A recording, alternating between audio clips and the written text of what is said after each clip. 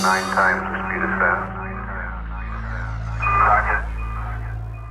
What's up guys, my name is Emil and I'd like to welcome you to the Eurotrash Motorsports YouTube channel. Now, in today's video, we're going to try yet again to fix my Audi A4 with the oil pressure problem. If you're not familiar with this project, click up here, go up to episode 1, catch up to see just how frustrating this problem really has been for me. At the end of last video, I think I was basically ready to give up on this car. I was fed up with it. I spent quite a bit of time, a good amount of money as well, trying to fix this oil pressure problem, and I haven't been able to. I just keep shifting the problem a little bit. I've kind of tracked it down now to more or less some intake cam timing possibly, and some sort of an oil leak somewhere, some sort of an issue there. In the last video, if you saw it, we opened the intake cam timing adjuster, which is not really serviceable. You're not really supposed to open it. But I was a bit curious because I didn't want to start taking the engine apart yet. You know, I was up in the driveway and I wanted to see what we can do with it.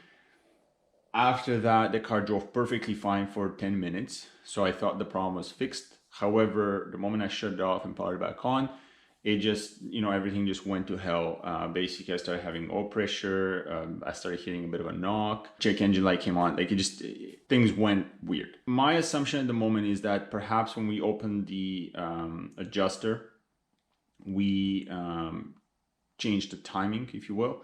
The adjuster does move once it's unlocked.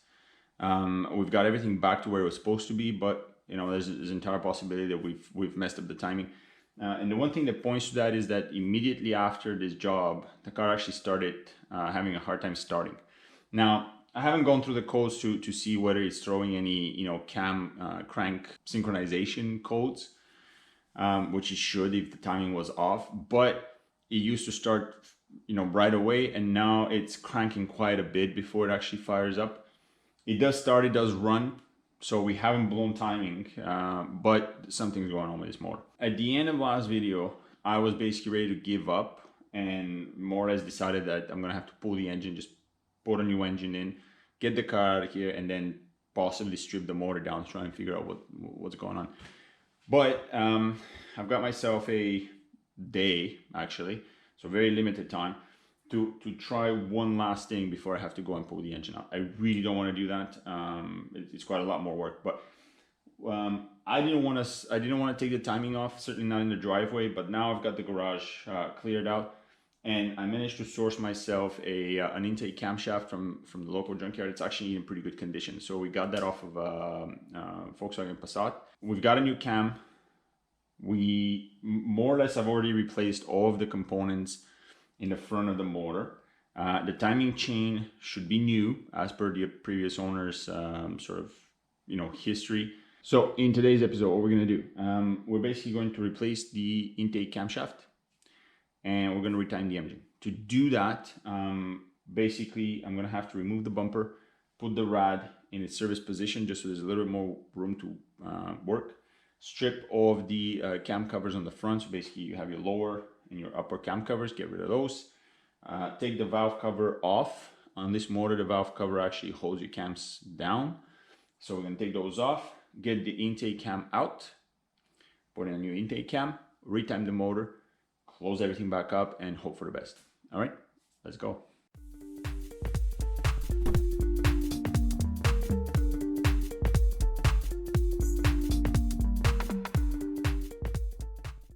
Okay, first step is ready.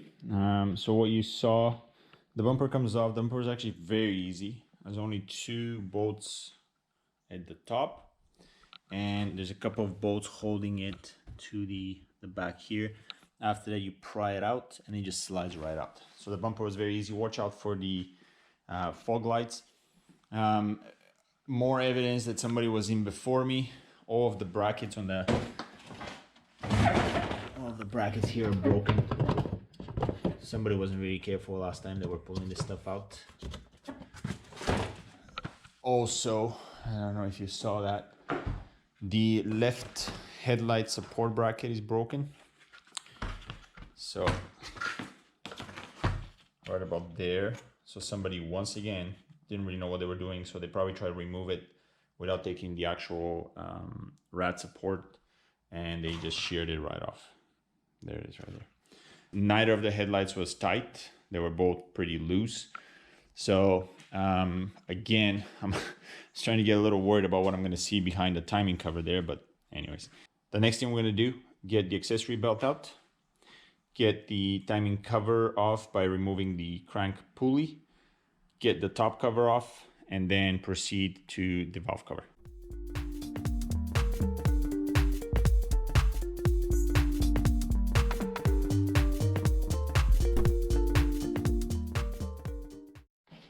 Right, we've taken the cover, the timing cover off. So they have replaced the guides, as you can tell. These are basically brand new.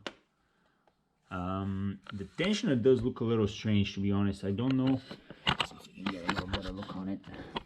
I haven't seen that design before. I'm gonna have to try and look it up. Maybe it's an update or something like that.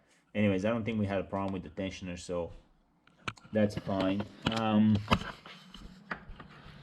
The cover seemed like it was the original one, so I don't think they replaced the cover, and you definitely want to replace that because when you actually pry it open, usually it will bend up. And as you can tell, it's very oily down here, so I think it was still leaking. I did order a new cover, so we'll get that done. Now, let's pull the bridge off. And actually, why don't we slow things down and let's pull the cover off together. All right, we've got the lower and the upper timing covers off. Let's get the bridge out and let's get everything else off here.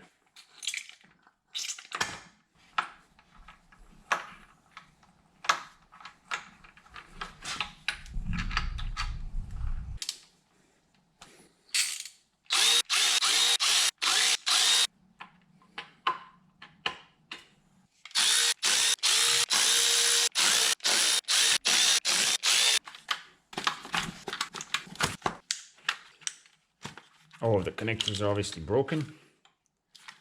I have to get these from the junkyard and get them replaced. All right, let's get the harness out of here. It's in a pretty rough shape. Maybe if we get this car running, we'll actually have to get the harness repaired a little because this is not very good. These things are actually problematic on these motors sometimes. The diaphragm usually has a problem. So if you're having issues with crank pressure, this may be the culprit. So try and keep this out of the way. Try not to break it because it's the original line, so it's probably brittle. Right, before I take the cover off, I'm going to take the tension off the chain here by simply taking out the tensioner. The last thing we're going to do is undo all of the bolts. Generally, these get stuck. You don't want to shear them off. So give them a good whack before you try to undo one. And obviously try not to lose them inside the motor anywhere.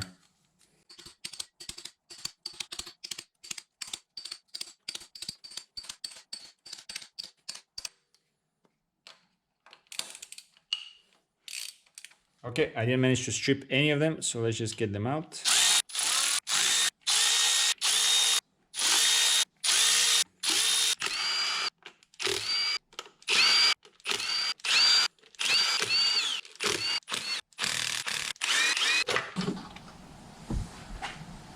Closer look here. The bearing surfaces where the cam rides are generally pretty good. There's no issue there. I don't see any problems on the head.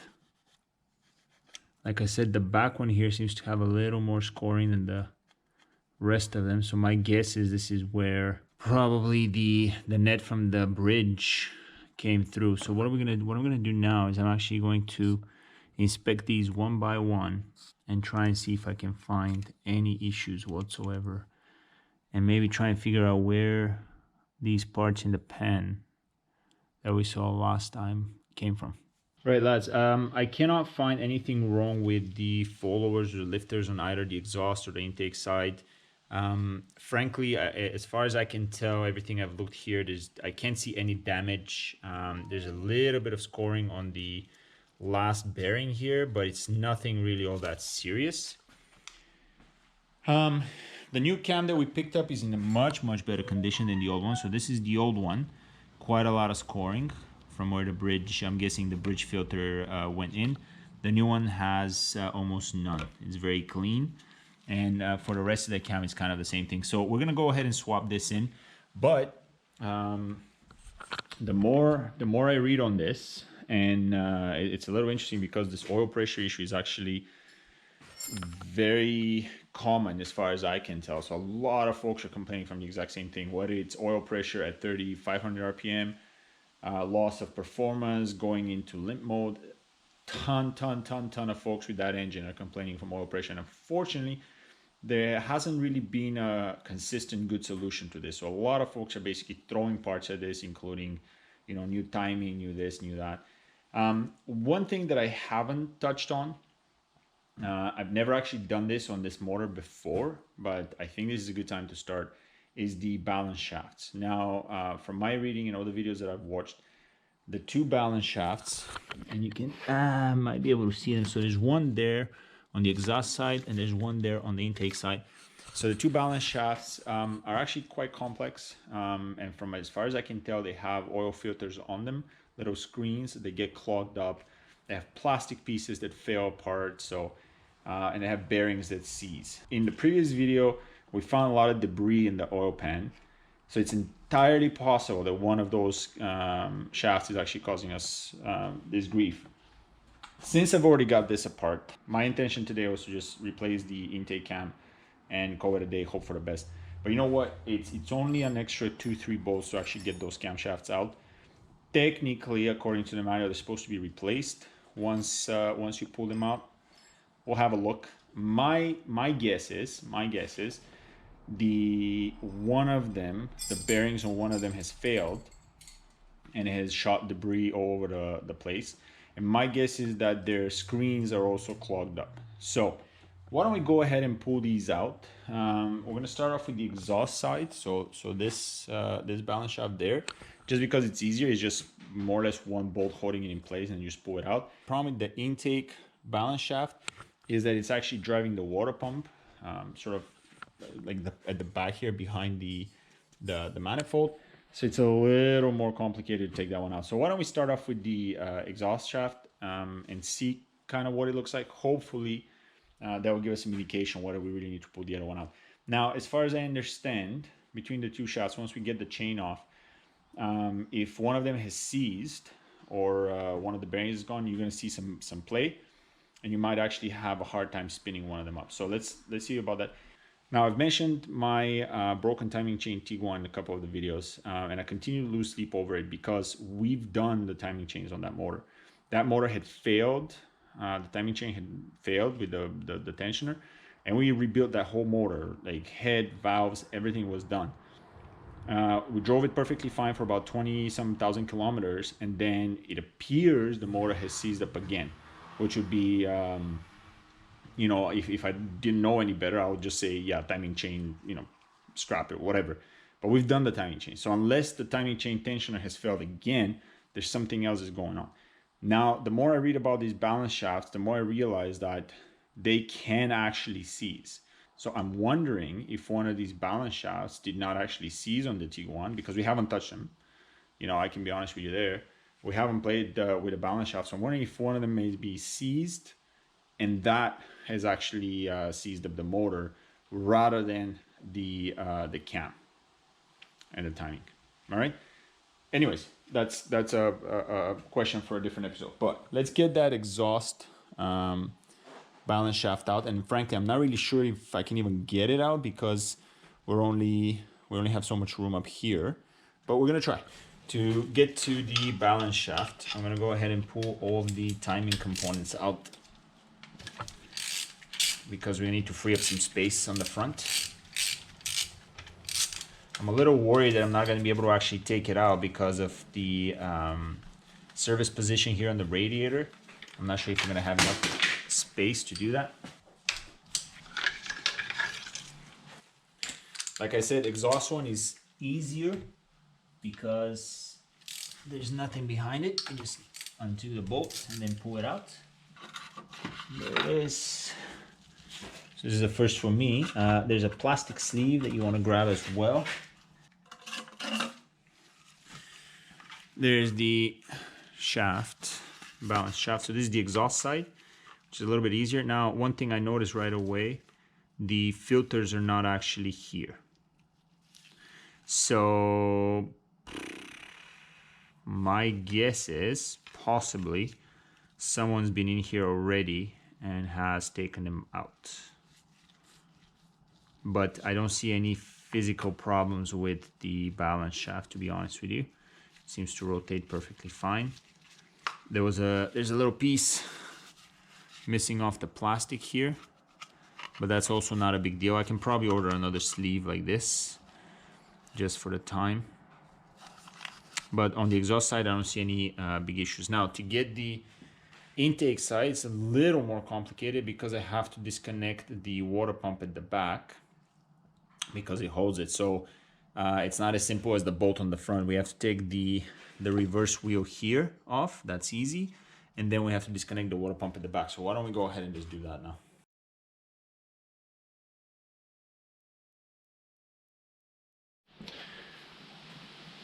All right, after a long battle with the water pump belt at the back, finally got it out.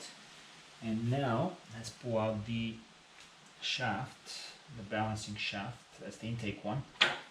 The thing with this one is it's already, it sticks out the back where the pulley comes in for the water pump. So it's actually a little bit easier to get it out. So let's have a look at this. So once again, you can see that we're missing the 3 screens here. So as far as I can tell, somebody's already been here and has already removed these to get these screens out. There's some gasket maker there, but I can't really see anything wrong with these shafts, to be honest with you, other than there's nothing missing. The bearings feel fine. I don't really personally detect any issue with this. All right, guys, day 2. This is turning into a slightly bigger task than I was certainly hoping for. To be honest, my hope was that I will discover something seriously wrong with this and I'll be able to just throw some parts at it and we'll be done with it. I haven't found any significant issues with the oil system yet. The balance shafts are spinning. And I can't find any issues along everything that I can see. All right, now I did a bit of reading last night. The balance shafts that I pulled out don't have the oil screens. Now, there's a couple of reasons why that could be. They could definitely be removed by somebody if they knew what they were doing. But how hard it was to take these things out and just the overall condition of the parts suggests that these are not new items. Okay, these were not removed. They're fairly dirty, you can tell. So all the reading that I've done suggests that any oil pressure issues are generally tracked down to the balance shafts. Most times it seems that the screens get clogged and then they prevent oil from flowing through and you've got issues with that. Obviously we don't have the screens, but you can see a lot of scoring behind where the oil is supposed to go through. So there's entirely possible that these screens were not actually removed, but rather broke and was sucked into the balance shafts. It's not unheard of. There's quite a few posts that I found. Folks talking about pulling the old balance shafts which were seized, missing screens, that kind of stuff. So having seen the screen on the cam bridge, which kind of goes through the exact same process. So I've taken this one out, but that's one of the most common issues again with the cam bridge is that screen basically falls apart and gets sucked into and then goes into the entire, goes around all the head, all of the bearing surfaces and just does a big mess. And you can certainly see that on the intake camshaft. That's the original one there. You can see all the scoring and actually all the surfaces across are scored.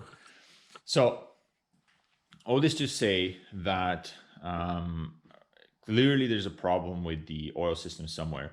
I pulled a lot of broken plastic from the oil pan, if you can remember.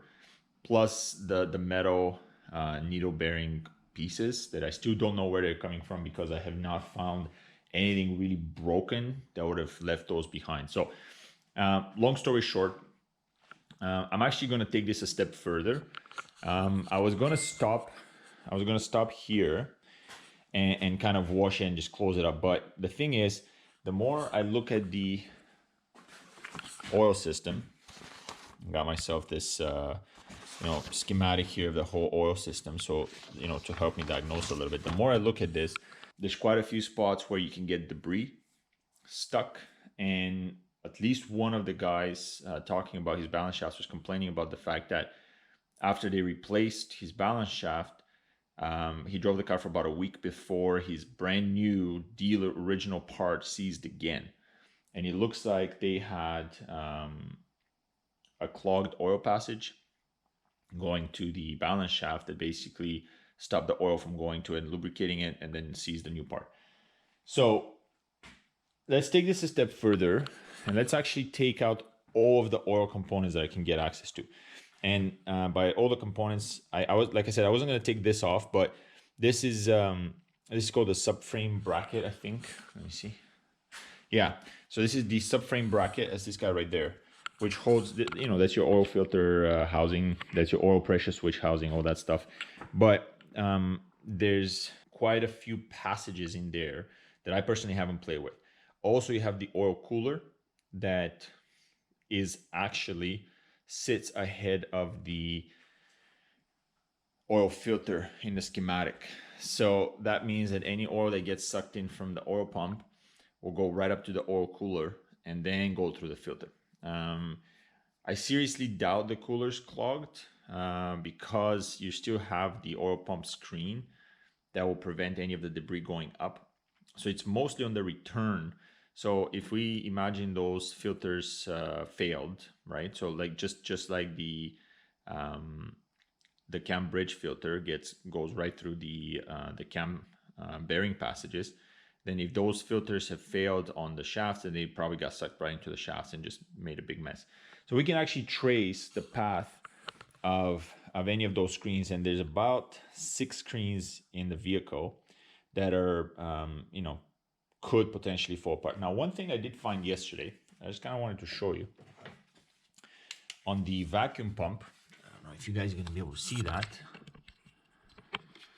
So you can see the screen on the vacuum pump right there. All right. Now, this is fairly dirty, okay? And this is the oil that gets fed into here actually comes in along the exact same passage that feeds all of the cam bearings and the lifters. So all this whole passage that you see here, the oil passage, all comes from the cam bridge. So all of that debris is probably from the original cam bridge failing and all the rest of the other screen. So my point is, I'm going to actually go ahead and take all of these components out. So we're going to more or less strip the engine right down from a lubrication point of view anyway. So we're going to strip the engine right down, clean and wash everything, and probably get some pressured air in there as much as I have access to, because we clearly have debris in the system somewhere. Now, it's entirely possible that I'm going to replace the shafts and the problems are going to go away. It's entirely possible. I don't really know.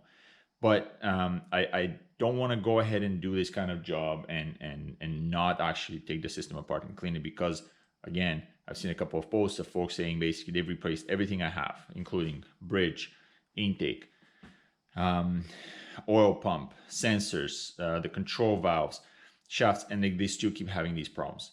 And in fact, I even found a couple of stories of folks selling cars like these without actually telling the potential buyers, because the problem really only kicks in when the car warms up. So if you go and see a cold car, you may not actually spot this. With that in mind, now that I know this, it's probably a very good idea to have a warm engine if you're buying one of these cars. Otherwise, you're going to have a hard time detecting this problem. Maybe if you scan it, there might be some residual codes or whatever. Anyways, I'm going off on a tangent here. Let's take all the rest of the components, anything that touches oil as far as I can get my hands on, and basically wash it. The turbo is about the only thing that I can't, I can, but it's about the only thing that I'm not gonna, clean up, because frankly, the turbo is being fed from the block, and it's actually fed right out of the filter. So it technically is separated from any of the rest of the bearings and everything else. So we should be okay to not disconnect the turbocharger at this point. Okay, let's go ahead and take some more parts out, and let's lay it all out and start washing.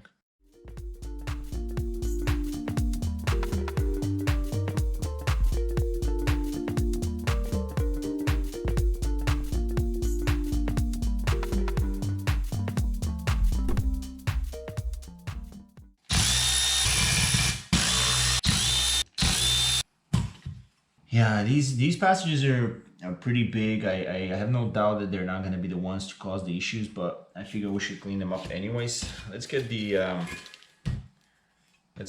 pressure switch out and the valve for the drain of the filter.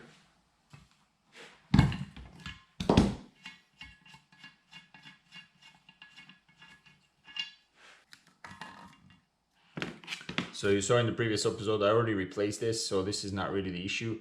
Basically, the oil filter pushes this down when you screw it in, and it closes the passage of the oil to the pan. Without this, the oil will basically just drain right back through this hole and goes right into, actually it drains into the timing chain chamber, and it just drains right down into the oil pan. So there's our bracket. Nothing special about this. These are very big passages. I doubt anything is going to be blocked here. I'm just going to clean this up. I'm more curious to see if there's anything in the cooler itself. So maybe we're going to fill this up with brake cleaner and just kind of see what comes out. But again, I doubt there's any serious issues with this. Okay, so let's see very quickly how this works. So we've got the oil cooler, basically sits like this. Oil cooler is hooked up to the water pump. The coolant from the water pump will come through here, comes in through here, and comes out of here, which goes right into the block through this port there. Okay, so you can see that. So this port is the cooler there. Then the oil comes up from the oil pump through here. This port comes into the cooler here, and then comes out of the cooler at the top here, which then goes into the filter at the top here, comes up through the filter, and then down through the middle, which then pumps the oil out to the engine through this port. Okay, so I think we can safely assume that anything coming from the engine here, from the pump, is going to be pre-screened by the pump metal screen, the big one. Any debris could possibly get lodged in here if it's small enough to go through the pump, but then it will go right up to the filter and should get filtered out. So I think this part of the system will generally be okay. I don't think this is going to cause any issues, because the filter is always going to have clean oil coming out of here.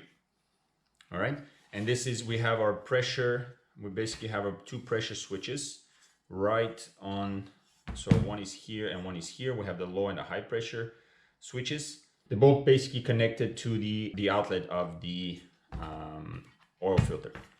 So it's somewhere downstream from this port that we're losing oil pressure. Right, so as the temperature goes up, something happens and we lose oil pressure, so that the pressure drops here and the sensors register it. So let's we're gonna go and wash this after. So we have the valve cover that needs to be cleaned out, we have the bracket that needs to be cleaned out, and we definitely need to wash our oil cooler. Now when the oil comes out of here, it basically splits, it goes up to the head and it goes down to the block. So it comes in the block, obviously, but you've got a port going up towards the head, and you've got a port going down towards powering all of the, basically the balance shafts and everything else. So going through the head, we have a one-way check valve in the head, which I don't have access to because I haven't removed the head itself, and then goes right into the bridge. So between this port and the bridge inlet, which is right there. This is the screen that we took out. Let me get these screws out of the way.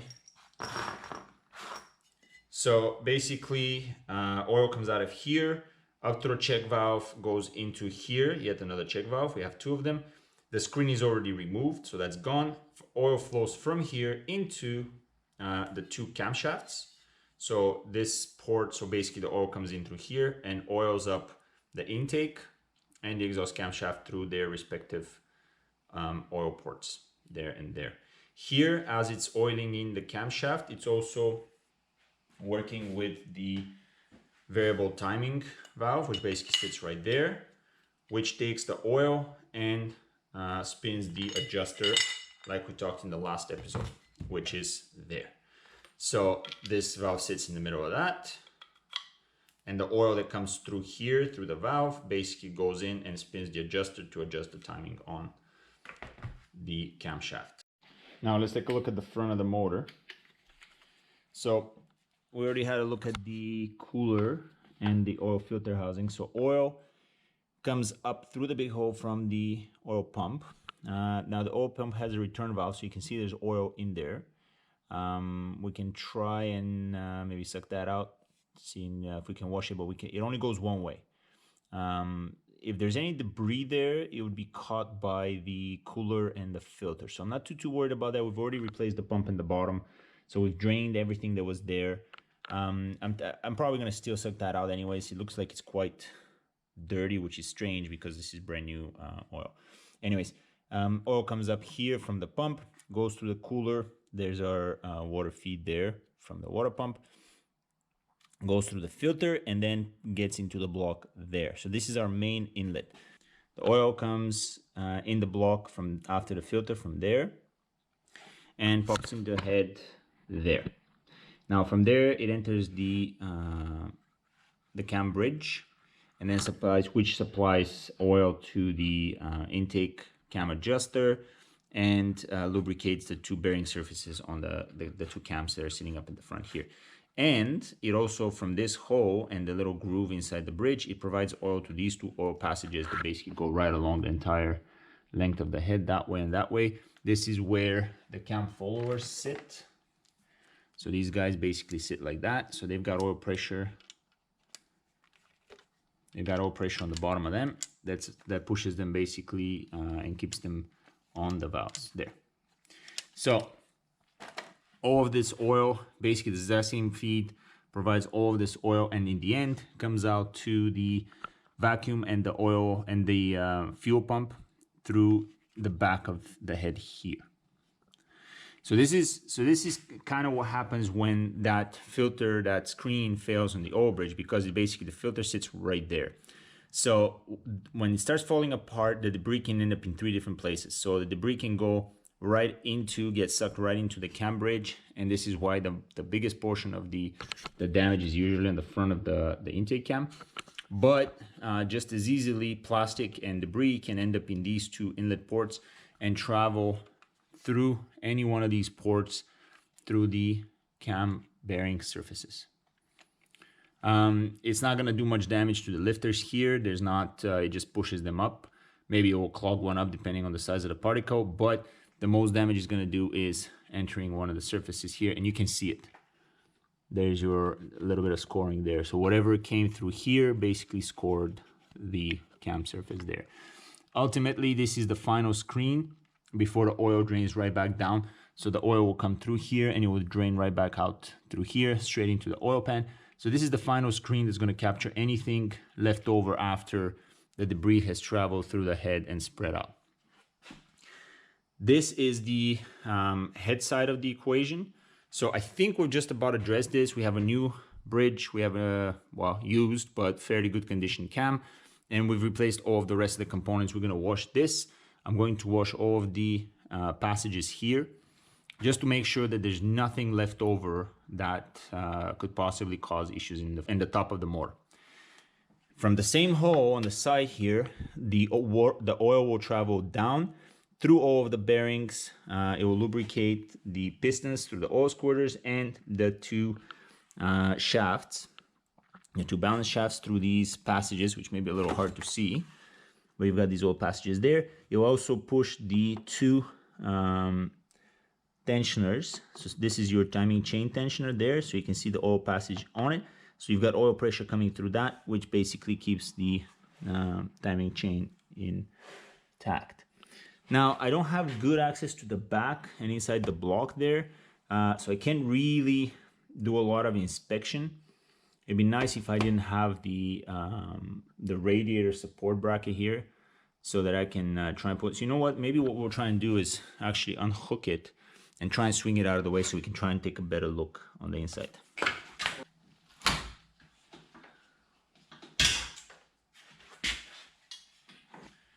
Let's see how far we can get this out. As far as access goes, that's about the most we're going to be able to get here. Let's take a look inside that balance shaft. So this is the exhaust side there. Now, there's supposed to be an oil passage all the way in the back as well. I'm not sure if I can get to it, to be honest. And there's your intake side. We can't really, oh, there it is.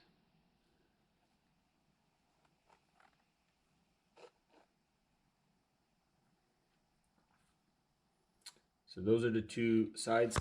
Like I said, I don't think I can get to the back of that.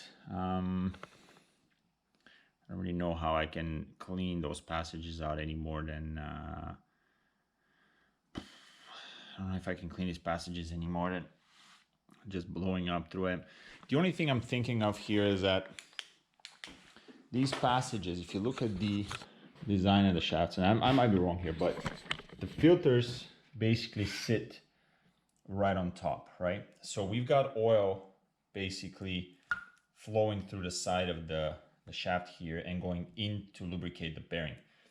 Now, if this is pretty tight and this doesn't rotate, so this is like a you know, this fits inside the block pretty tightly. So if these did fall apart, I don't think they've got anywhere else to go because the oil only comes out this way. It doesn't flow out. So if these did in fact blow up and disintegrate, the only place that would really end up after a long swirling through here should be inside the balance shafts. I don't see how they could possibly get sucked back into the passages. So whatever is feeding this port is under pressure, and then the oil will just simply drain out through the middle here. That'll go straight into the oil pan. So if anything did get sucked in here, and you can, by the way, you're not gonna be able to see it on camera. On the intake side, we have some pretty serious scoring that can be seen through the oil passages. So I think I'm okay with just cleaning these as much as I can on the block, because I'm getting new shafts, so I'm not gonna reuse these, but I'm getting new shafts, so I think we're okay with just reusing and cleaning up the block as much as we can and leaving it at that. Now that we know how the oil system works, sort of, it's time to start putting back everything together. I've got all the parts in, new balance shafts, gaskets, guides, all that sort of stuff. So let's wash all the parts that I took off. Let's clean the motor. Certainly the valve cover needs to be cleaned up, the surface there, and let's start putting it back together.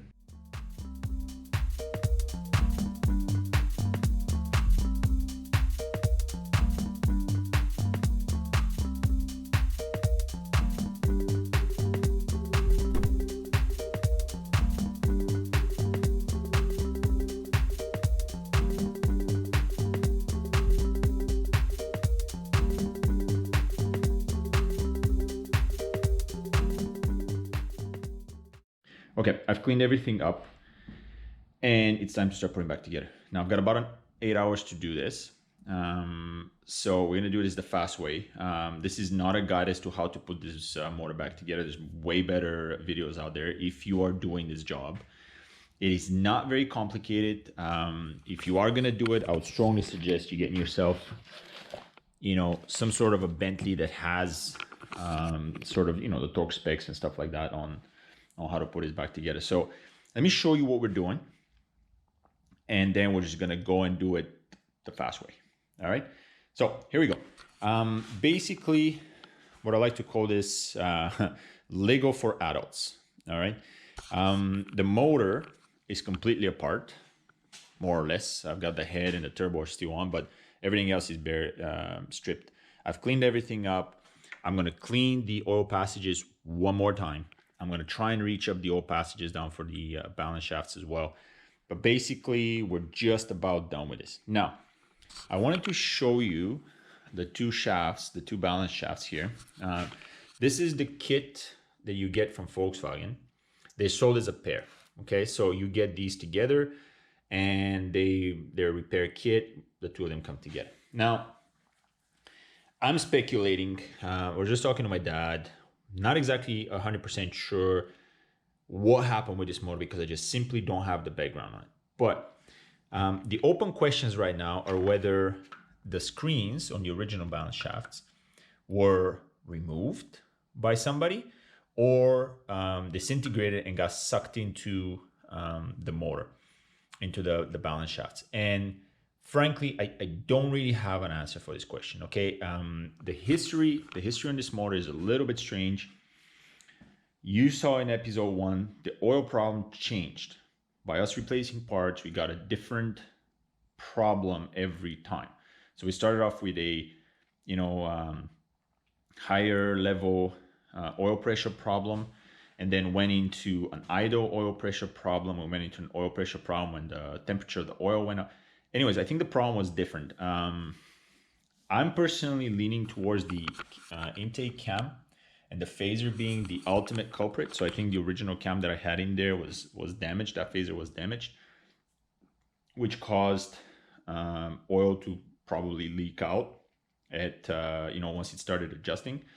But that doesn't change the fact that the two shafts that I pulled out are missing their oil screens. And if you actually look into the intake side, for example, and you guys can't see that on the camera, but the bearing surface on the inside is very scored. And that leads me to believe that these screens actually did fail. Now, that doesn't account for low oil pressure. So if you think about it, and here I'm gonna go out on the limb and argue some of the posts that are out there and some of the information that people are putting out saying that clogging of these screens is what's causing low oil pressure. I don't understand how that could be, all right? Think about it. The pressure is measured at the oil filter housing, basically here, which is your oil pressure switch, and here, which is your second oil pressure sensor.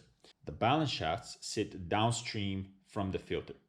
So oil comes up from the block, goes into the oil cooler, from the oil cooler into the filter, from the filter out back into the block, and from the block splits into going down into the block and oiling up all of the bearings and up into the head at the front where we saw the opening right over here, where it goes into the cam bridge and then into these two ports where it supplies oil into the rest of the motor. So if we're measuring low oil pressure, you cannot do that ahead of the clog, all right, which is what we're doing, right? So here's our sensor. The sensor is ahead of these screens. So if these screens got clogged, the oil pressure, if anything, would go up. It wouldn't go down. Now, if the sensor was after and the screens got clogged, that makes sense because a clog in that filter will reduce the pressure after the filter. So to me, it makes perfect sense that if you had a clogged screen, your balance shafts can get destroyed, right? So you can have, if oil is not getting into the bearing surface, the balance shaft will, you know, overheat, seize, whatever, but you're not gonna see a low oil pressure.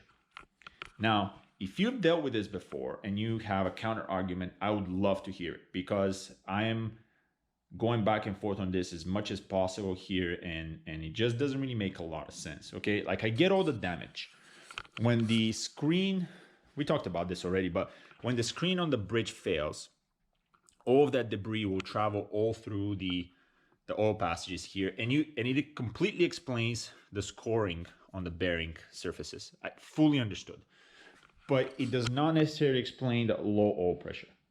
Okay, it just simply does not.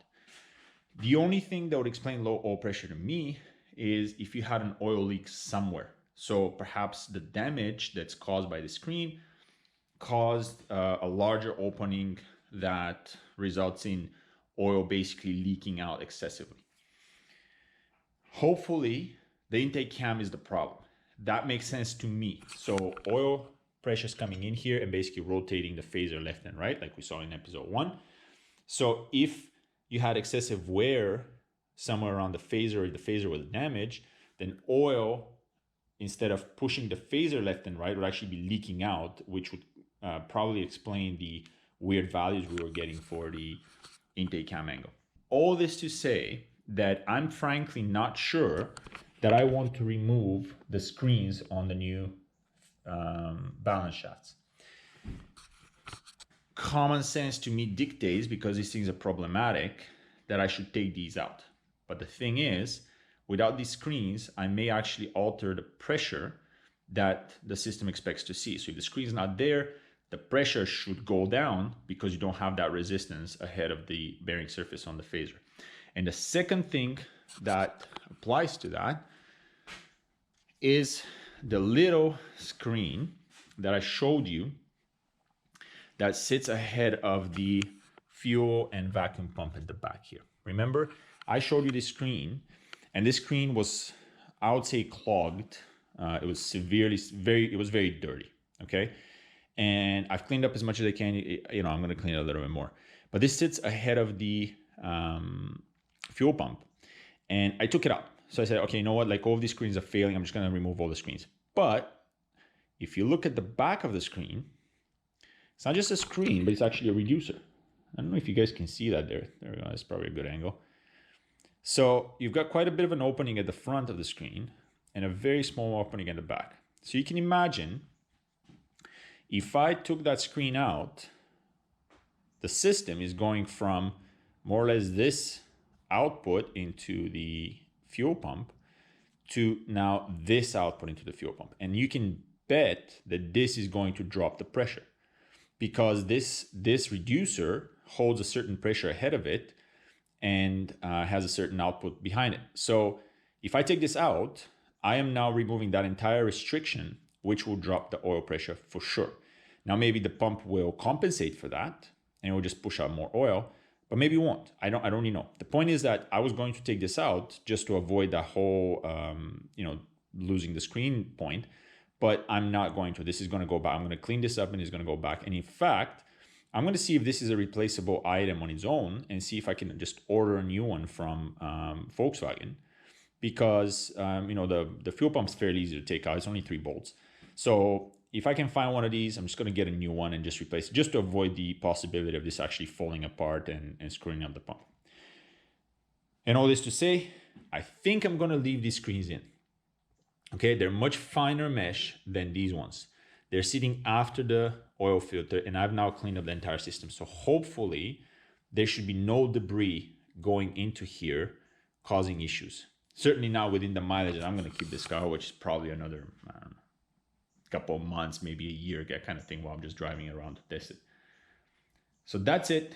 That's the discussion on the oil. We've looked at all the oil passages. We're basically replacing everything. Okay, we got a new cam, new phaser, valve, new intake, second-hand, good condition intake valve, balance shafts, oil filter housing. Everything is cleaned. So let's put it back together and hope for the best.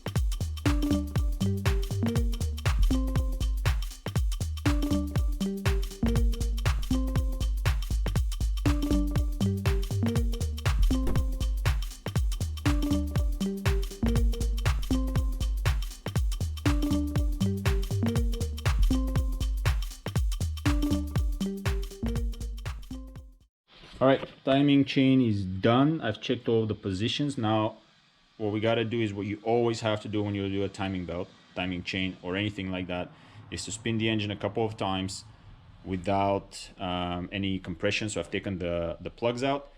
So if you feel any resistance along the way, you've gotta stop and double check your work. So let's go do this.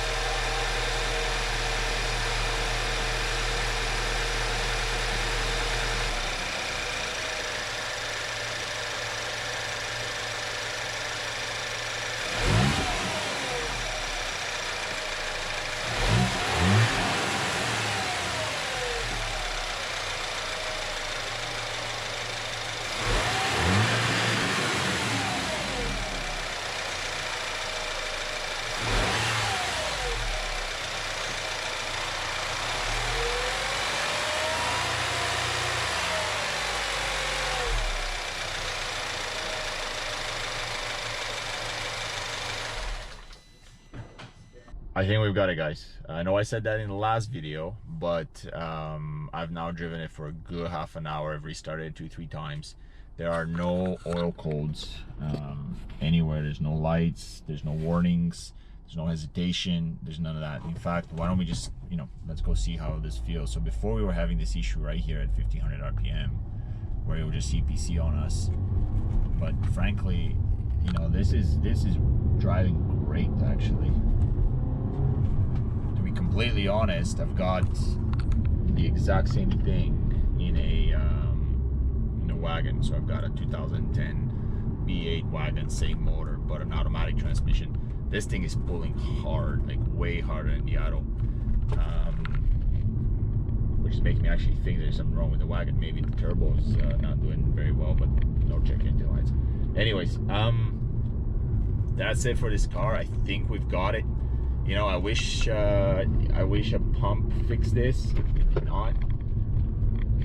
Wow, like this is quite a problem. Let's go park up and we'll talk about it. All right, we're back in the shop. The car's working fine. I'm just draining the oil that I've got in there with the sea foam. Clean that out, new filter, new oil, and we're calling it quits. So we fixed the problem. Phenomenal. Okay, this was a little too much work for what I thought was going to happen. But this was an excellent learning opportunity, because I bought this car with the confidence that it was probably just a sensor or an oil pump. It was going to be pretty straightforward, and I learned some lessons here. Let's take a look at what we took out of the car.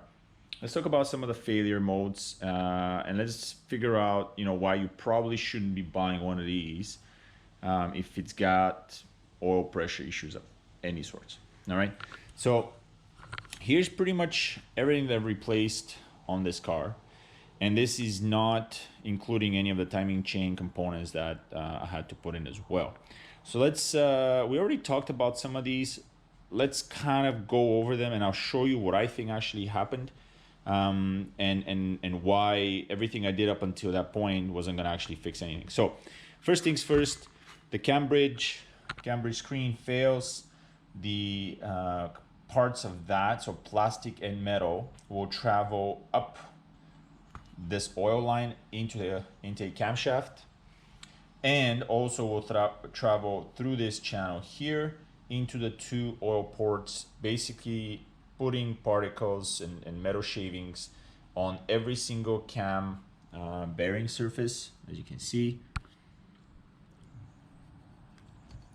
and wearing them off. This is at the top of the motor. The last thing that sits at the end of the channel here is the actual vacuum pump, and as you saw, the screen was completely clogged up. So, you know, good thing we cleaned it out, but this could have just as easily ended up taking out the vacuum pump or the fuel pump with it. Big problem. Folks don't replace those when they do the service. You really should. You can see the wear on the bearing surfaces. Not a very expensive part. If you're doing a timing belt, you've got to get this done, and you make sure you take that screen out. Okay, that screen itself doesn't really seem to do a whole lot. There's your first component. All right, the oil pump, this is the original. I already talked about the revision. So this is the AF. You want to get the most up-to-date one if you ever do end up replacing an oil pump. There's nothing particularly wrong with this one. I'm pretty sure this pump was actually working fine, but you can actually see some wear on the pump blades themselves inside. So I'm pretty glad I replaced it. It is pretty pricey. So this thing was about 500 bucks. Not exactly trivial to replace. Taking the oil pan is a bit of a pain. One or two bolts were pretty hidden, so without really dropping the subframe, it's kind of hard to access. Oil pump gone.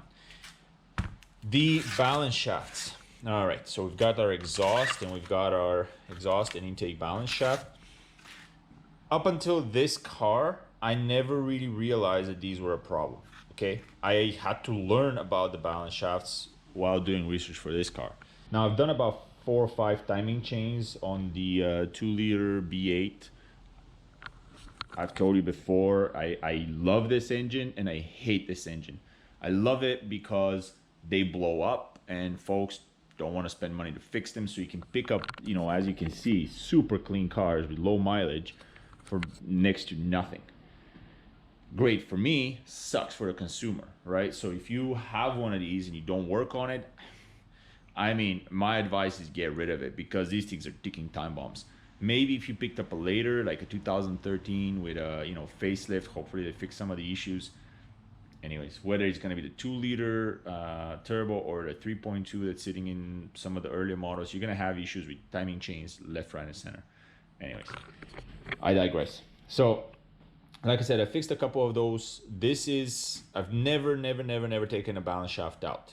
I've never even paid attention to the balance shaft, to be completely honest with you, until I started reading about oil pressure issues. As far as I understand, most, if not oil pressure issues are in some way related to these balance shafts. So here's the second problem that you've got. So we already talked about the oil screen here. The balance shafts themselves have little oil screens on their bearings inlets. So this is oil comes in like this from the block, goes into here, lubricates the bearing, and then just dumps out and goes back into the motor. Now, I'm having a hard time understanding how a clogged screen here will cause a low oil pressure warning. Although that seems to be the going version online, is that if you have a low oil pressure warnings, your balance shafts, they're clogged, whatever the case is. I don't understand it. To me, this is downstream from the sensor. So if this got clogged up, if anything, the oil pressure will be going up, not down. Now it will damage the shafts for sure because you're not getting oil, but how it will cause low oil pressure, I'm not really sure. The good thing with these ones is that if these screens fail, there's nothing after the shaft in the oil line. So basically, if this fails and it gets sucked into the bearing surface, the shaft itself is going to die. But at least that garbage is not going to get knocked around the rest of your engine. Applies for both shafts, and you can see on these ones they still spin. Not as good as the new ones I put in, but they still spin. And as far as I understand, if these clog up, these shafts can actually seize. So at a high temperature, if there's no oil going to the bearing surfaces, you're gonna seize these shafts and basically end up with a situation that looks a lot like a timing chain failure. Your engine might seize up and you have to pull these out and put new ones in. The good thing with these failing over your timing chain tensioner is that you won't take out the head with it. So that's all I'm gonna say. I've never really seen a failure like this, but there are videos out there that talk about it, so you can read up on that. This little stupid little sleeve thing is another source of a problem for folks.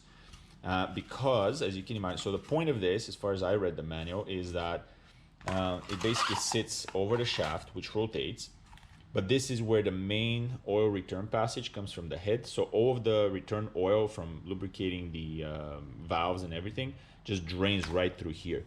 And it's a big oil passage, big return oil passage. So the point of the sleeve is that that oil doesn't hit a rotating shaft and then get sludged around and, you know, froth up or whatever. Basically it just drains on top of the sleeve and falls down without touching the shaft underneath. The problem is with anything Volkswagen and Audi, after a while these things become brittle, and you can see right there.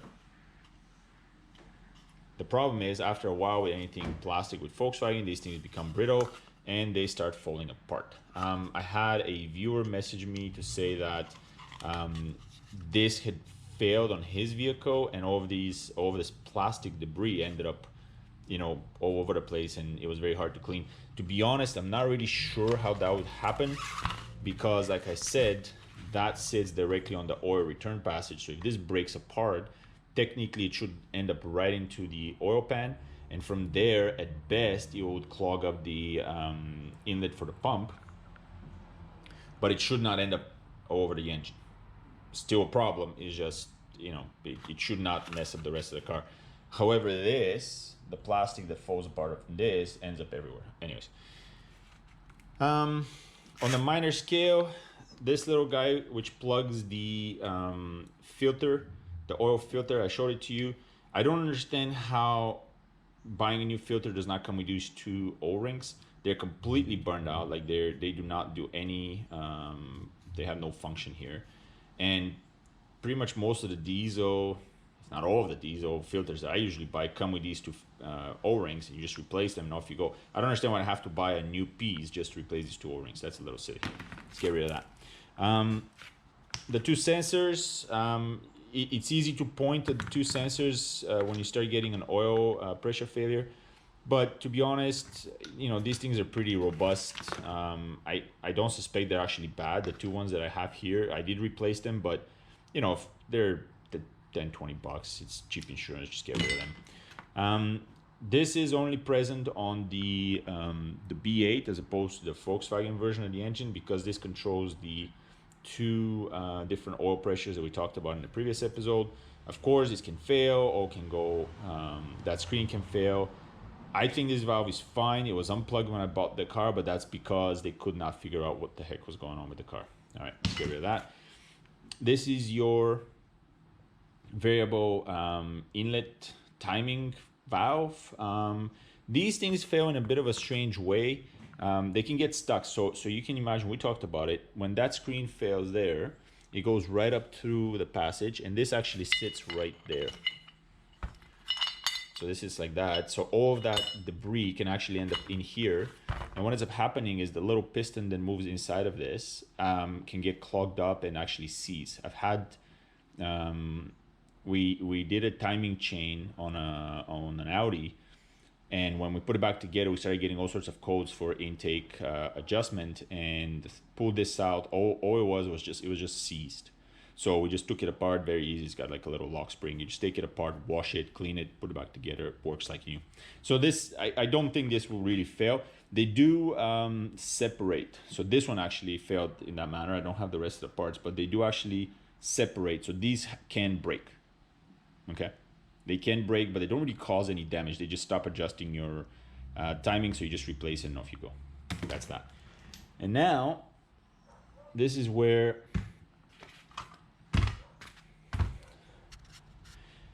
And now, let's have a look at what I actually think happened with our motor.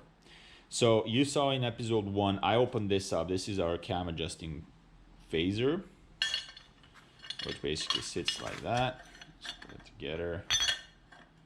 I apologize. I took it apart before I actually shot it, but I wanted to show you the reason for the problems that we were having. So anyways, this is like this, and the cam rotates, the chain rotates this outer ring, and then the cam is locked in place with these bolts, and these little plungers sit right there and basically rotate inside here, going left and right. So the oil comes out of here or here, depending on where you want the plunger to go, left and right, and the plunger just slides across. And there's no real way that you're gonna ever see this inside the car, because I went ahead and opened the phaser, and I wasn't really supposed to do that. No shop is gonna open that for you. It's not a serviceable item. And frankly, there's no real way for you to figure this out on your own, okay? So I'm sorry to be the bearer of bad news, but here's what I actually think happened. And I really hope you guys can see that on the camera. And if not, I'm gonna take some better pictures and I'm gonna add them up now. Have a look at the 4 lobes here. So as I said earlier, this is where the plunger rides. So the plunger rides like this and like this. And the oil pushes the plunger, which sits here. Basically, oil pushes it left or right, okay? I apologize, I took this apart and I really shouldn't have, but the problem that I can see here, and it's so obvious, is that the wear on the walls here is completely different on all 5 of these guides, if you will, or restrictors, or whatever you want to call them. But basically, this wheel is worn. Perhaps the most obvious one is this one here. So if you can see, this camera doesn't want to focus up too well. If you can see here, we have the wall is supposed to be straight like this. Look at all the rest of them, right? So let's look at a good one. This is a good one. There we go. So this wall is nice and straight, same as this one. So when the plunger comes through, it can actually get right to the end of that like this. All right, and if you look at the rest of them, this one for example, look at the difference between the 2 walls. So this one is straight, plunger comes in, everybody's happy. This one is not. I don't know if you guys can see that. I really hope you can. So the wear on this is actually reflected into the actual plungers, because you can see where the plungers were hitting sort of like a sharp wear point as opposed to a nice flat wall. So here is a nice flat wall, and here is a nice sharp edge. So here are your plungers, and you can actually even see the difference. So there's the one side wear, and then here's the other side. So you can see where it's been wearing off. And then some of the plungers have no wear. You see that? So the difference between this, there we go, that's better. So the difference between the wear here, where it was contacting the worn out wall, and no wear on this side, where it was actually working well. Unfortunately, only 1 out of the 5 appears to not have any damage. So this one has wear here, this one has wear here and here. This one has wear on this side, no wear on this side. And then this one has wear, a little bit of wear on. So I guess 2 of them are doing pretty good. I don't know what will cause this, guys. To be honest, this is pretty significant physical damage to the intake cam phaser that there's actually no way to figure out. Okay, just like you literally have no way of knowing about this until you take that cam out and replace it. So I've never seen any other thread or forum or anything that talks about this, but this will clearly cause intake, oil pressure, and cam adjustment issues, because the plungers are not sealing where they're supposed to be, and you don't have consistency in the degrees. So I think this is exactly what was happening. Basically, when the oil warmed up and became a little more fluid, I suppose, it would just not hold against the damage in the walls there. That's it. That's all I've got, guys. I honestly, like, I tore this motor apart, and yeah, I found debris and I found garbage and I found this and that, but the balance shafts were usable. They were usable. They needed to be replaced, so I'm happy I replaced them, but they were usable. And the rest of the parts didn't seem like all that bad, but this intake cam is a big issue.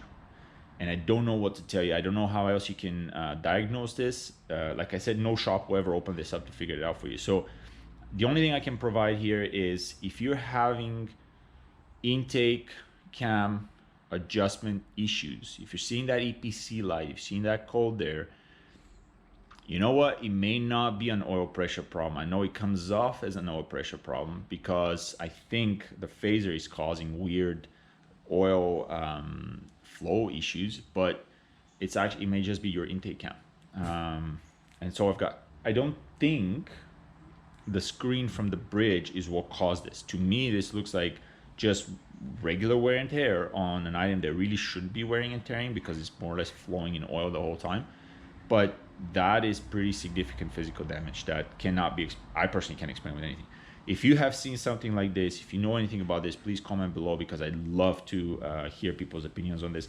I've never seen this before, and I don't think anybody ever has because it's not meant to be open. That's it for today, guys. We have successfully managed to fix our oil pressure issues on the B8. I was going to sell it, but I think I'm actually going to register it, drive it around for a while because it drives phenomenally. The acceleration is great, feels awesome, and frankly, I really miss driving a manual transmission.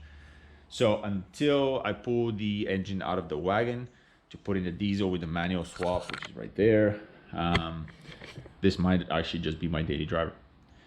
That's it for this episode. Thank you so much for joining me. I'm really happy we're ending this one on a more positive note. Hopefully this helps you out. It seems like a lot of folks are having oil pressure issues on these motors.